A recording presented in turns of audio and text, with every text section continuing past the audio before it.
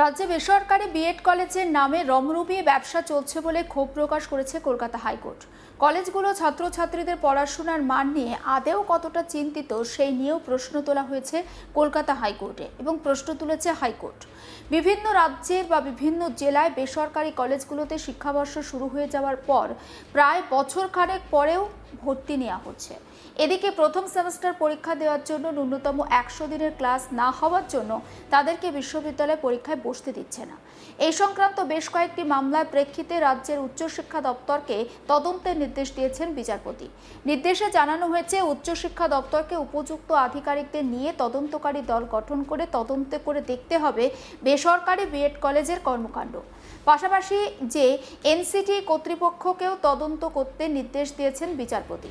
তদন্ত করে আগামী 1 অক্টোবর আদালতে রিপোর্ট দিতে বলা হয়েছে। ইতিমধ্যে যে ছাত্রছাত্রীরা প্রথম সেমিস্টারের পরীক্ষায় বসতে পারছেন না তাদের জন্য বিকল্প ব্যবস্থা করতে হবে, যাতে তাদের ভবিষ্যৎ নষ্ট না হয়। বিচারপতি সিনহা চরম ক্ষোভ প্রকাশ করে বলেন, কিসের জন্য টাকা দিচ্ছে ছাত্রছাত্রীরা? টাকা দিয়ে কোর্স করবে, তারপর চাকরি পাবে না, রাস্তায় রাস্তায় ঘুরবে, এই তো অবস্থা। সেমিস্টার শুরু হয়েছে গত বছর জুলাই মাসে, আর ছাত্রছাত্রী ভর্তি চলছে এবছর মে মাসেও।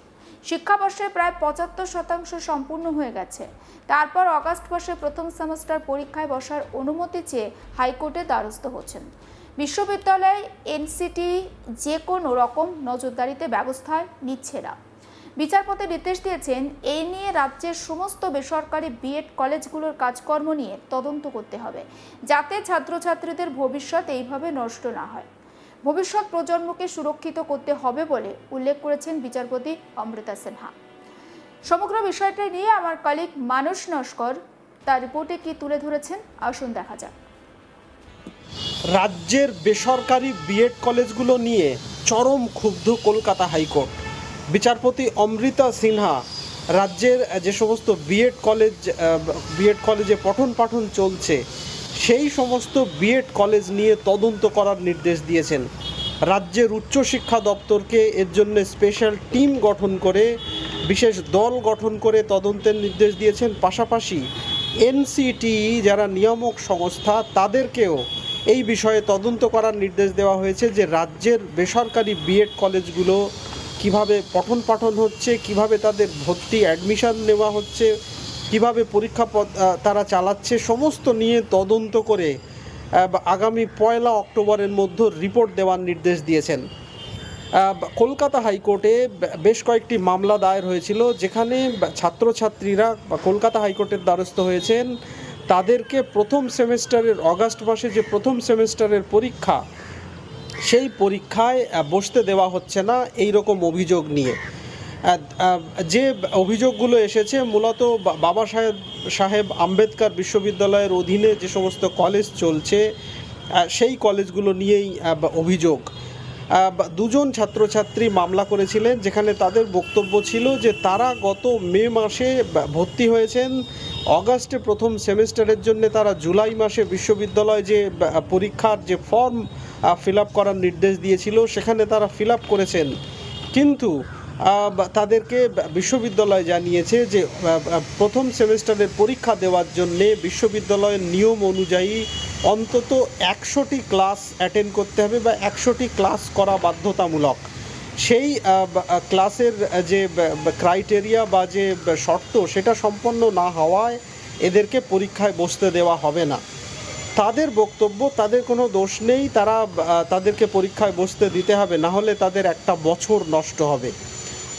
এমনকি তাদের পক্ষ থেকে আইনজীবীরা আদালতের কাছে আর্জি জানিয়েছিলেন প্রয়োজনে প্রথম সেমিস্টারের পরীক্ষা কিছুদিনের জন্য পিছিয়ে দেওয়া হোক, তাহলে তাদেরকে তাদের এক্সট্রা ক্লাস নিয়ে, সাপ্লিমেন্টারি ক্লাস নিয়ে তাদের একসাথে পরীক্ষা নিলে তাদের একটা বছর নষ্ট হবে না। কিন্তু বিচারপতি অমৃতা সিনহা জানিয়েছেন পরীক্ষা যেমন চলছে চলবে, পরীক্ষায় কোনো রকম স্থগিতাদেশ দিচ্ছে না আদালত। তবে এই যে ছাত্রছাত্রী, এদের ভবিষ্যৎ যাতে নষ্ট না হয় তা সুনিশ্চিত করতে হবে বিশ্ববিদ্যালয়কে। বাবা সাহেব আম্বেদকর ইউনিভার্সিটির আন্ডারে পুরুলিয়ার দেবেন মাহাতো বিএড কলেজ আরেকটি কবিগুরু নোবেল নামে একটি বিএড ট্রেনিং ইনস্টিটিউট, তাদের সেই ইনস্টিটিউটেরও বেশ কয়েকজন ছাত্র মামলা করেছিলেন, যেখানে মোটামুটি একই তাদের বক্তব্য যে তারা মে মাসে অ্যাডমিশন নিয়েছিলেন, কিন্তু এখন তারা পরীক্ষায় বসতে পারছেন না। বিচারপতি অমৃতা সিনহা জানতে চান যে কবে এদের এই যে শিক্ষাবর্ষ সেটা চালু হয়েছে, শুরু হয়েছে কবে। আইনজীবীরা জানান 2025-27 শিক্ষাবর্ষের জন্যে গত জুলাই মাসে, অর্থাৎ 2025 সালের জুলাই মাসে ভর্তি নেওয়া হয়েছিল, তারপরে যথারীতি ক্লাস শুরু হয়। এবছর অগাস্ট মাসে তার প্রথম সেমেস্টারের পরীক্ষা। বিচারপতি শোনার পর একেবারে বিস্ময়ে ফেটে পড়েন যে প্রায় 1 বছর পরে এদেরকে ভর্তি নেওয়া হচ্ছে এবং কলেজগুলো এখনও পর্যন্ত তাদের অ্যাডমিশন পোর্টাল খুলে রেখেছে ভর্তির জন্যে। এরা কি এদের শিক্ষার ব্যাপারে আদৌ কনসার্ন, নাকি শুধু টাকা আয় করার জন্য বা টাকা রোজগার করার জন্য কলেজ খুলে রেখেছে? একেবারে এই ভাষাতেই বিচারপতি আক্রমণ করেন কলেজগুলোকে এবং তিনি বলেন যে কেন এরা, ছাত্রছাত্রীদের উদ্দেশ্যে বলেন কেন এরা টাকা দিচ্ছে। কিছুদিন পরে কোর্স সম্পূর্ণ হয়ে যাবে, তারপরে চাকরি পাবে না, রাস্তায় রাস্তায় ঘুরবে। এদের শিক্ষার মান নিয়েও, এই কলেজগুলোর শিক্ষার মান নিয়ে সন্দেহ রয়েছে বলে একেবারে বিচারপতি এজলাসে বসেই উল্লেখ করেন এবং তারপরেই তিনি বলেন যে কোথাও কোনো নজরদারির ব্যবস্থা নেই, বিশ্ববিদ্যালয় কর্তৃপক্ষের পক্ষ থেকে এবং এনসিটি কারোর পক্ষ থেকে কোনো নজরদারির ব্যাপার নেই। রমরমিয়ে এই ধরনের কলেজ চলছে এবং এতগুলো ছেলে মেয়ে, তাদের ভবিষ্যৎ, এরা আমাদের ভবিষ্যৎ প্রজন্ম, এদের ভবিষ্যৎ নষ্ট হচ্ছে। এদের ভবিষ্যৎ যাতে সুরক্ষিত হয় তার জন্য বিশ্ববিদ্যালয় এবং এনসিটি যিনি আইনজীবী ছিলেন, দুপক্ষকেই জানিয়েছেন যে এই ব্যাপারে আমাদের সচেতন হতে হবে যাতে ভবিষ্যৎ প্রজন্মকে সুরক্ষিত করা যায়। এবং সেই জন্যেই বিচারপতি রাজ্যের উচ্চশিক্ষা দপ্তরকে বিশেষ দল গঠন করে এবং এনসিটি কর্তৃপক্ষকেও বিশেষ দল গঠন করে তদন্তের নির্দেশ দিয়েছেন। দুজন পরীক্ষার্থী কলকাতা হাইকোর্টে মামলা করেছিলেন এবং কবিগুরু নোবেল সেন্টেনারি কলেজ 2025 থেকে 2027 এর শিক্ষাবর্ষে বিএডের ছাত্র তারা। বাবা সাহেব আম্বেদকর বিশ্ববিদ্যালয়ের অধীনে এই কলেজ চলে।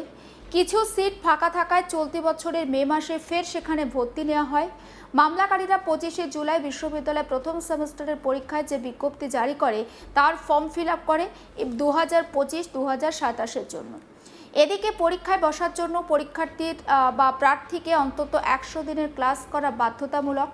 প্রার্থীরা মে মাসে ভর্তি হয়েছেন যেমনটা জানা যাচ্ছে, ফলে তাদের 100 দিনও ক্লাস সম্পূর্ণ হয়নি।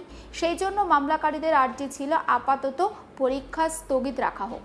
সেক্ষেত্রে কলেজের বক্তব্য, অতিরিক্ত ক্লাস এদের দেয়া হয়েছিল কিন্তু 100 দিনের ক্লাস হয়নি। বিশ্ববিদ্যালয়ের আইনজীবীর বক্তব্য, ছাত্ররা জানতো তাদের 100 দিনের ক্লাস হবে না, তারা সেটা জেনেই ভর্তি হয়েছে, তাদের পরের বার পরীক্ষা দেওয়া উচিত। বিচারপতি অমৃতা সিনহার বক্তব্য, নিয়মিত নজরদারি হয় না, একাডেমিক সেশনের 75% হয়ে যাওয়ার পর এরা ভর্তি হয় কিভাবে?